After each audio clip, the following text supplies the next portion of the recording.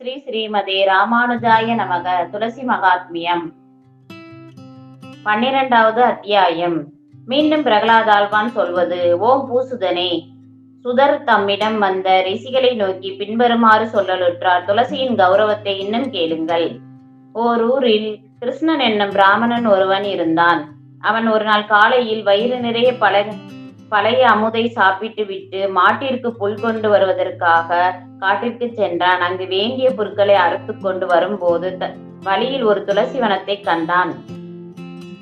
அத்துளசி வனமானது மிகவும் செழித்தும் கருப்பாயும் இருந்தது. அதை பார்த்து, இத்துளசியும் மாட்டிற்கு ஆகாரமாகுமேயானால் தினந்தோறும் ஒருவித கஷ்டமும் இல்லாமல் நமது மாட்டிற்கு வேண்டுமளவு அறுத்து கொண்டு போய் போடலாமே என்று ஆலோசித்தான். ஆனாலும் இப்பொழுது துளசியை கொஞ்சம் கொண்டு போய் நம்முடைய பக்கத்து வீட்டுக்காரிடம் கொடுத்தால் அவர் அதை என்ன செய்கிறார் என்று பார்த்துவிட்டு நாமும் அவ்விதமே செய்யலாம் என்று எண்ணிக்கொண்டிருக்கையில் தெய்வ பக்தியாக யமபடர்கள் அவ்விடம் வந்து ஒரு சர்ப்பத்தை பார்த்து, ஓ கிருஷ்ண சர்ப்பமே, இந்த அற்ப ஆயுளையுடைய பிராமணன் துளசியை கையினால் தொடுவதற்கு முன் நீ இவனை கடித்து கொன்றுவிடு. நாங்கள் எங்கள் இருப்பிடத்திற்கு இவ்வந்தனனை கொண்டு போய் விடுகிறோம் என்று சொல்லிக் கொண்டிருக்கும் போது இவ்வந்தனன் ஒரு பிடி துளசியை கையில் பறித்து கொண்டான். உடனே தெய்வானுகூலத்தால் இந்த மூடனை காப்பாற்றுவதற்கு பகவானுடைய சக்ராயுதம் வந்து சேர்ந்தது. பிராமணன் புல்லுக்கட்டை பிடி துளசியுடன் எடுத்துக்கொண்டு வீட்டிற்கு புறப்பட்டான். கிருஷ்ண சர்ப்பமும் அவனை கடிக்க முடியாமல் அவனது புல்லுக்கட்டில் அவனுக்கு தெரியாமல் நுழைந்து கொண்டது. யமகிங்கரர்களும் அவனை பின்தொடர்ந்து போனார்கள்.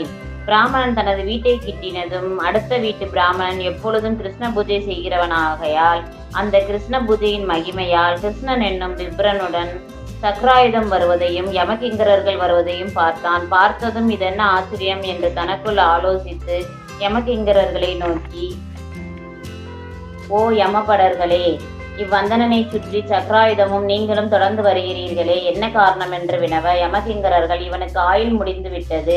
இவன் கையில் இருக்கிற துளசியை கீழே போட்டதும் இவன் தலையில் உள்ள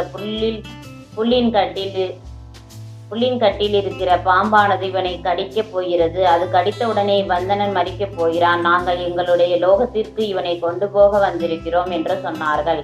இவ்வரலாற்றை கேட்ட அந்தணன் புல்லுக்கட்டு வைத்திருக்கிற பிராமணனிடத்தில் தயையுண்டாகி மறுபடியும் யமகிங்கரர்களை கேட்கலுற்றான். ஓ தூதர்களே, இவ்வந்தனன் துளசியை கீழே போட்டதும் சக்ராயுதம் போய்விடும். அப்போது புல்லுக்கட்டில் இருக்கிற சர்ப்பம் இவனை கடித்து விடுமே, என்ன செய்கிறது? இவன் பிழைக்கும்படியான மார்க்கத்தை நீங்கள் சொல்லுங்கள் என்று கேட்டான். தூதர்கள் அதற்கு, இது முதல் அரையாமத்திற்குள்ளாக, அதாவது 3.25 நாழிகைக்குள்ளாக கையில் இருக்கிற துளசியை கீழே போடாமல் வைத்துக் கொண்டிருந்தால் அவனுக்கு பூர்ணாயுசு உண்டாகும். இச்சர்ப்பம் உடனே மறித்துவிடும். எவன் ஒருவன் துளசியின் ஒரு தலை கொண்டாவது பகவானை பூஜிக்கின்றானோ அதன் மகிமையால் சக்ராயுதமானது எங்களை அவன் சமீபத்தில் வரவொட்டாது. நீ பகவத் பக்தனாகையால் நாங்கள் உனக்கு காணப்பட்டோம். இனி எங்கள் இடத்திற்கு போகிறோம். உனக்கு இவ்வந்தனனை ரட்சிக்கிறதில் எண்ணம் இருப்பதால் நீ தினம் செய்கிற துளசி பூஜையில் ஒரு நாளைய பூஜையின் பலனை கொடுத்தால் இவனுக்கு பூர்ணாயுசு உண்டாகும் என்று சொல்லிவிட்டு தூதர்கள் தங்கள் இருப்பிடம் போய் சேர்ந்தார்கள்.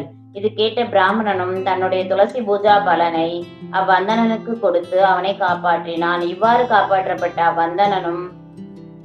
அந்தணனும் துளசி பூஜை செய்து முடிவில் நற்கதியை அடைந்தான். துளசி எந்த வீட்டில் இருக்கிறதோ அவ்விடத்திற்கு யமகிங்கரர்கள் வரமாட்டார்கள்.